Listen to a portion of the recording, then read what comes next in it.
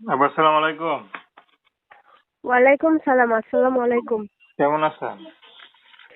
জি ভাই, ভালো আছি। আপনি ভালো আছেন? জি ভালো। আপনার নাম কি? ভাই, আমার নাম আফরিন। কি নাম? আফরিন। মাশাআল্লাহ, খুব সুন্দর নাম। দেখতে তো সুন্দর। তো আফরিন আপু, কি করেন আপনি?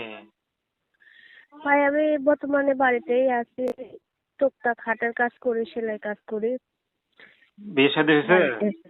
না না, বিয়ে হয়নি। বিয়ে শাদী করবেন নাকি? জি, করবো তো। এখন সমস্যা হচ্ছে আর বাবা নাই, মা আছে আর ছোট একটা বোন আছে। বাবা নাই। বাবা মারা গেছে আজকে 4-5 বছর।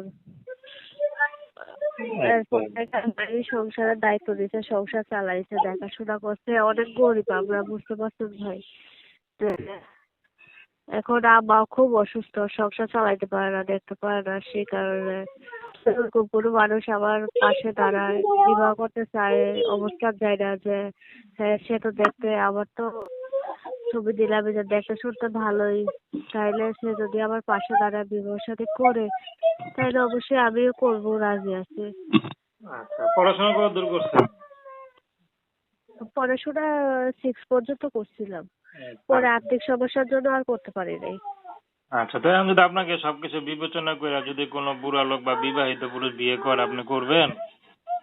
যে যদি সে আমার দায়িত্ব নেয়, পাশে দাঁড়ায়, তাহলে আমিও তার কিছু সমস্যা পাই না, আমি রাজি হলাম।